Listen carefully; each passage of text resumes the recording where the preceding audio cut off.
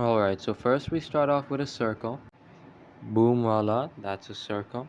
So far so simple, but let's continue.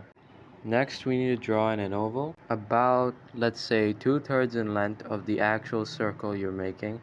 And since this is a 3/4 view, you need to draw it on the side of the head. Also note, the bigger the oval, the more of the side plane you can see. So let's say we're making a face here.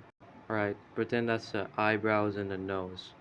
Right? If this was bigger, then the eyebrows would have to be hair, nose, hair, eyes, eyebrow kind of hair, uh, something like this. Because this is supposed to represent the front plane of your face, and this is the side plane of your face. So, like, where your ear is, your fade, whatever. Right? And this is like your front face, which has all of your face stuff. I'm sure you know what that is. I hope you do. Now we need to put in our horizontal line for the front of the face. These guidelines help us understand the surface of what we're drawing on. Like we got the side plane over here, right? And the front plane over here, which is kind of curvy, but kind of straight at the same time, right? Uh, Sort of like that, yeah. And these lines also represent, to a certain degree, landmarks of your actual face, like this being the brow ridge, where your eyebrows are supposed to go, and this representing where your ear is supposed to go. I can hear everything. And plus your fade. Now we need to draw a parallel line beginning from under the oval and kind of just following suit of the one above it. Now this parallel line over here represents, alright, the distance from the brow ridge to your nose, like the tip or end of the nose, right? And now again we need to draw in another line. It's the chin. Now the way you can find the chin on your Loomis head is basically to use the rule of thirds. Now I suggest that you do it more, like if you find the third plane, right, just bring it a little bit lower, right? So like if it's like, uh, let's say flat line here, it's not flat, but you got distance here, then you have distance here, right? Same amount from everything else. Like just bring it a little bit lower, lower than that, or as low, not too low, otherwise it'll look weird. But you gotta just make it a bit lower than needs to be, right? Otherwise it might, your Loomis head might look a bit baby faced. But I don't know if, if it comes out right and if it's what you want to make, it's what you gotta make. Now we need to draw a curved line coming in from the side of the chin and going to under the oval, more or less.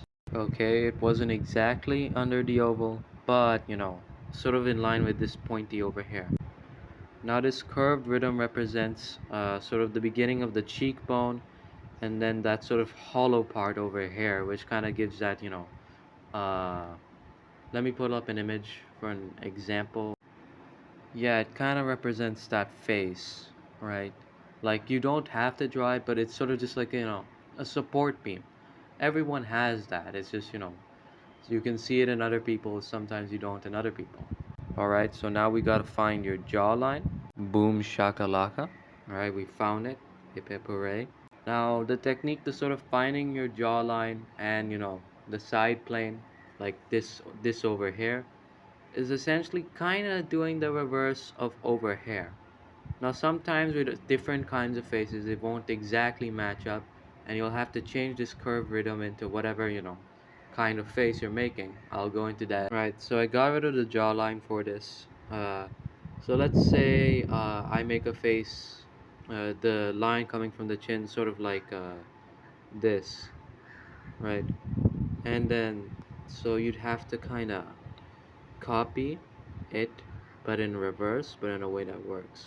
You see, this is going like this, so you have to draw like this. If this is going like this, you kind of have to draw like this. Kinda. You have to understand how the actual face looks too. You can't just, draw it and hopefully it fixes it, fits into the face.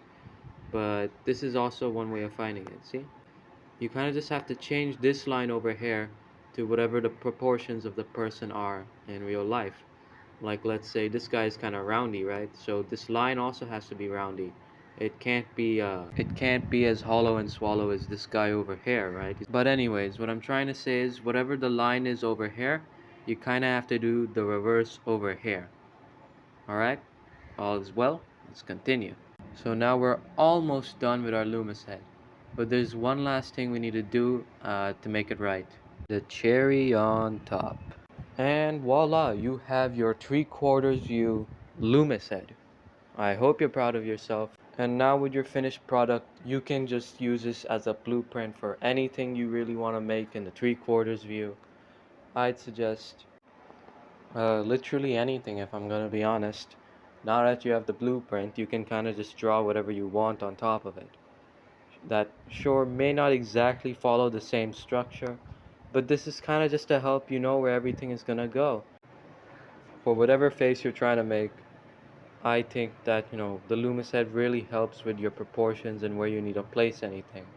And it kind of makes it easy. Not exactly, but it kind of does.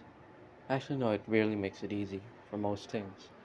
Um, Most of the ways of how I start my drawings, just like not exactly a proper Loomis head, but just like a semi Loomis head.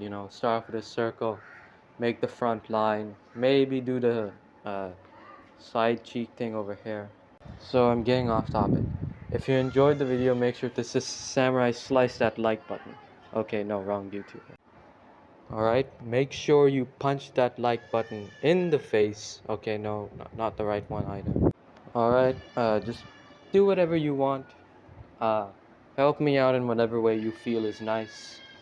Uh, Comment if you want any other type of videos similar to this. Or I should just, abandon all of this teaching stuff and stick back to my regular art time-lapse videos. Huh? Because I would kind of like that. Especially with the view count and everything.